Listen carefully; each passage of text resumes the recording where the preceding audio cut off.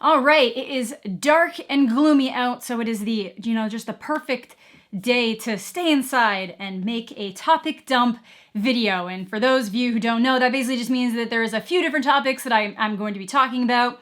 Unless I talk about one and it goes on for so long that it just becomes its own video, which oftentimes happens because I never shut up, but that's fine. So we're gonna kind of start with one of the lighter ones and then work up. Like I said, there was like a handful of things that happened this week. So first off, we're gonna be starting with some Jake Paul news. And I know a bunch of you were like immediately clicking off, but this is more an issue that's definitely widespread in certain areas, and it always bothers me when I see it from like really large creators like this. So we're gonna be talking about it. So we're not actually, well, I'll lightly touch on it. So Jake Paul originally came up and was kind of dramatic this week because he tried calling Cody Co out for being a cyberbully to the point that his current Twitter name is End Cyberbullying 2019, and like the best example that he could use for Cody Co being a bully was him calling out the fact that Logan, not even Jake, Logan made a video in a Minion costume. Logan's, I watched that one. He's dressed up as a Minion.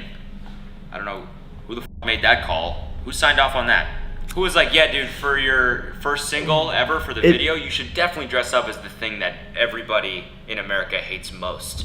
I can't imagine like being a human and having this much hatred inside. Like I feel like if you're gonna make a video like that, you gotta go for some of the more harsh insults. Like if you're gonna go for the people that are genuinely insulting you, like why aren't you going at Nerd City?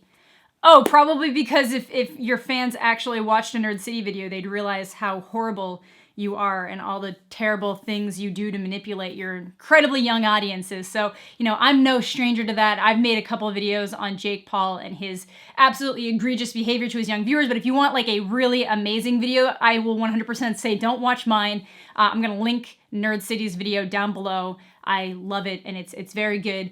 Even if you're kind of sick of Jake Paul in general, I think it's a really good, well-made video to watch. He's a very talented creator. But so after he does all that and tries to call out Cody Co, which really kind of blew up in his face because I think that just brought more fans over to Cody, and that video is incredibly disliked. Not that that hurts Jake Paul.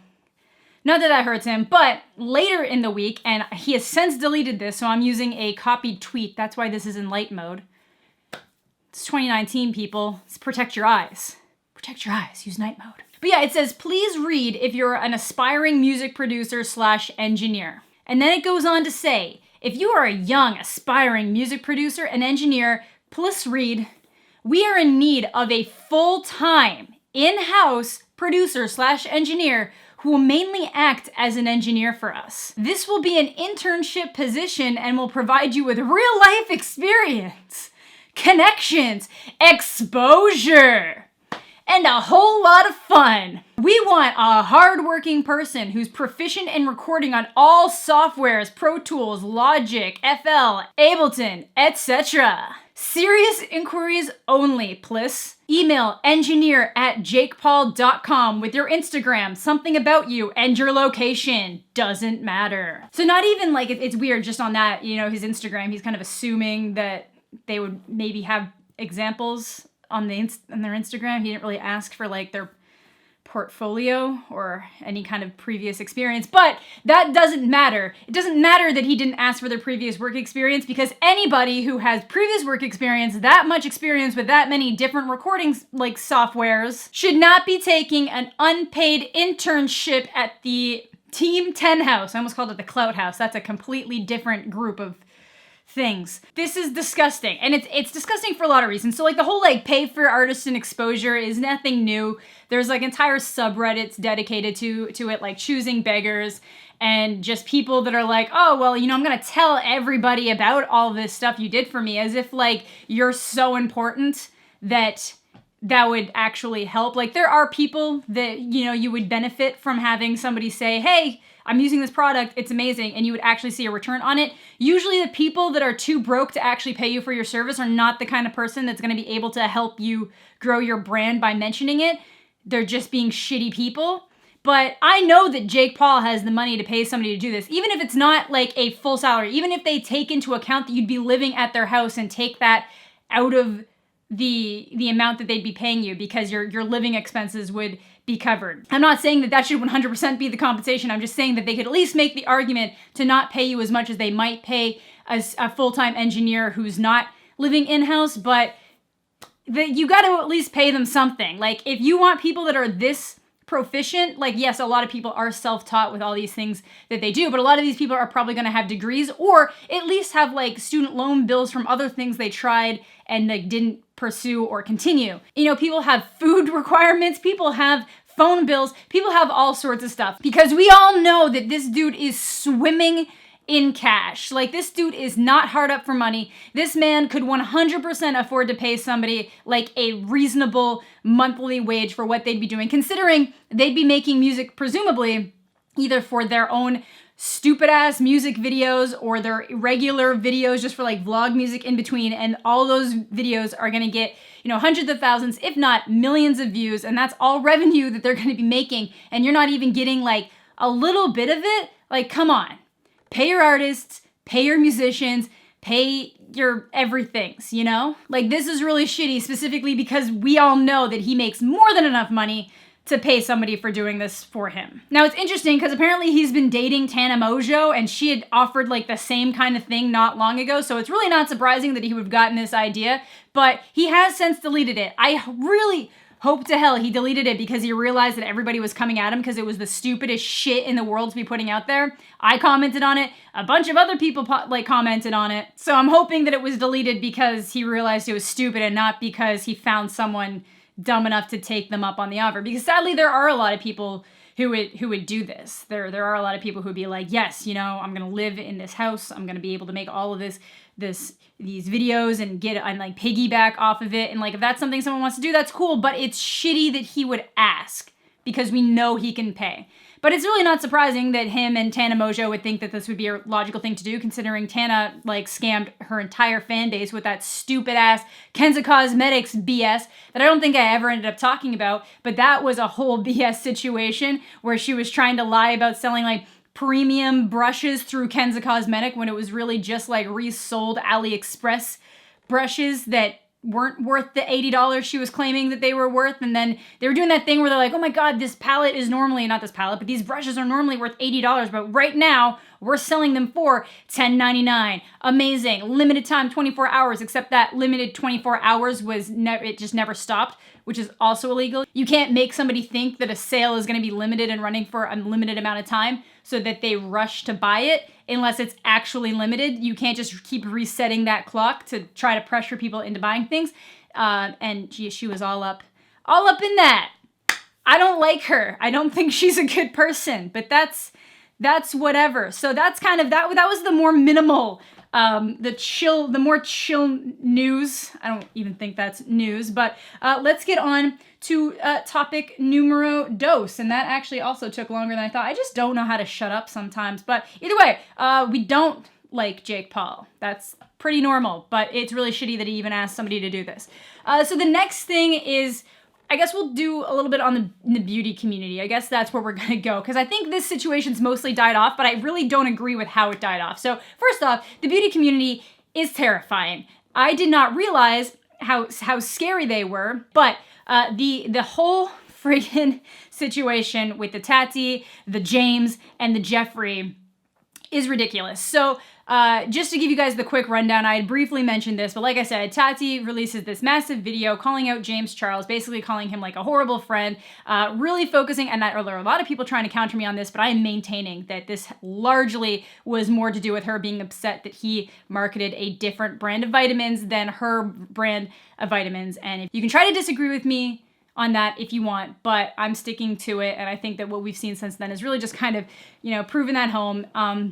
But basically, she releases this video talking about that, but then also mentions the fact that he's kind of predatory towards straight people, that he'll always make jokes being like, you know, I'm into straight guys, you know, and then there was a very specific conversation about a waiter that he was trying to manipulate allegedly into believing that he was gay. So very serious allegations, and if they had been able to find more proof in that direction, it would have been a really serious situation to look into. Then kind of like Jeffree Star got involved saying, yeah, like if you guys knew what I knew, you know, James Charles is like a menace to society, a danger to society, he said at one point. Like all sorts of crazy shit going down there.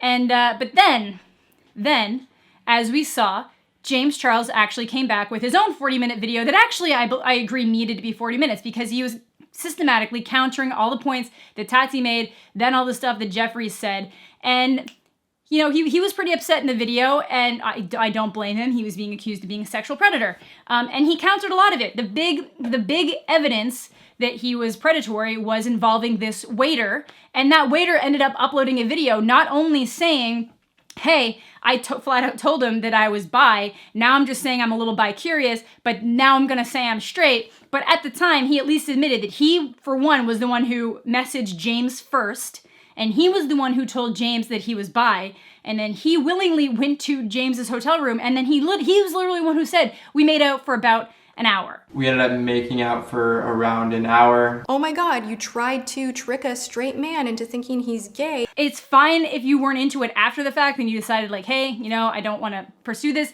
That's totally okay. But nowhere's in there did it sound like, yes, he was a sexual predator towards me. You know, he hunted me down. He made me do things I didn't want to do. It's like, no, you talked to him first. You told him you were bi. You willingly went to the hotel room and you left at the end of the night. Like, that's nobody, like, he didn't force you to stay. Like, I'm sure he probably asked you to stay, like he even admits, but this is not some dangerously predatory behavior like we were led to believe.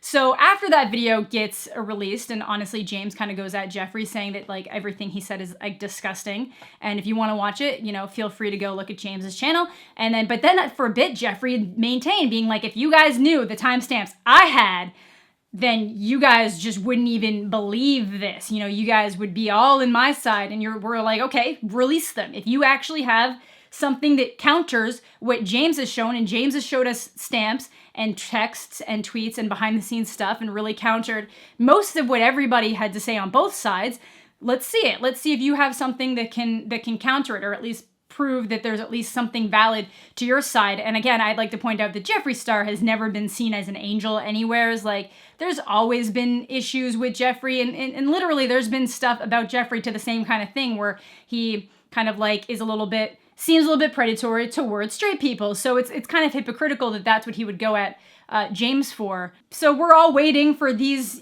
messages to come out and the proof from Jeffree Star, and then he releases a video basically saying, we all just need to let this die. And it's, you know, I have the evidence, but it's just not worth it anymore, and this and that. And it's like, no, you made really serious allegations against somebody. Like, things that could potentially, like, it would be worth it to have somebody, like, not really be a prominent figure in a community, that if you had evidence against them, stuff that could literally be criminal, and you're saying you're sitting on it, and that it's not worth releasing anymore.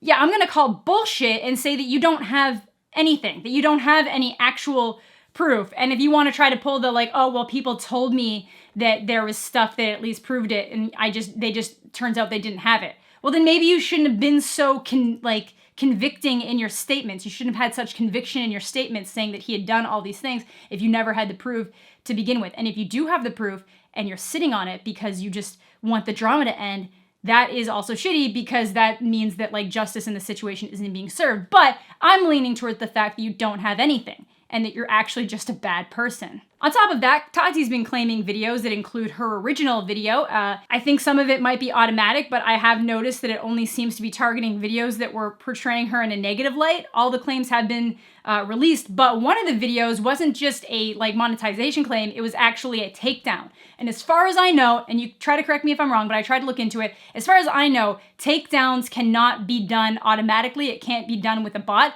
That has to be manually done. For an actual takedown to happen, somebody manually has to have looked at it and issued a takedown. So if it wasn't her directly, it was someone involved in her, you know, on her side that did it, and that's not okay. Like I said, it has since been released, but it doesn't matter if you want to try to forget that you did this whole thing and that you think it went out of control. You're the one who released a 40-minute video dragging somebody and then didn't really have any proof to back it up. So maybe don't try to, and again, it's the Streisand effect. The more you try to get something removed or get it out of people's memory and mind and off of their immediate thought, like the more it's gonna happen and people are gonna find it. Now, obviously, she does have a very dedicated fan base, but at this point, at least, James seems to be rebounding. It luckily doesn't seem like it's caused too much of a lasting effect, but that is not always the case. It was just really bothersome for people to be on like Tati's stuff being like, yeah, he just seemed really aggravated in his new video, so I don't know if I can believe him. You're like, no shit, he's aggravated. They literally accused him of being a sexual predator. I'd be aggravated too. So obviously, if there is some rash amount of evidence somewhere proving that he did something horrible, you know, that should be exposed. That is something that people should know about and that should affect somebody's career. But as of right now, it doesn't look like any of that exists. So that is gonna do it for today's video. Let me know what you guys are thinking in the comment section down below. Are there any other things that have been happening in the world? I said I was gonna talk about the Tfue and Faye situation, but I feel like I just don't have enough time. This probably already went on for too long. So yeah, this is just wild. I know like a lot of people don't care about this stuff because it's YouTube drama, but a lot of this stuff does have a wider effect on the industry, how people see it. And when it gets to stuff like this, it can actually be criminal. So that is why it's important to talk about sometimes and hold people accountable. Like, it's not okay to just let this die off because the people that are literal adults, like very, very much adults, decided that they were gonna go on some weird spree and try to like take down a 19-year-old for stuff that it doesn't really look like he remotely did. So that's gonna do for today's video. Thank you all so much for watching. Have a fantastic day, and we'll catch you all later.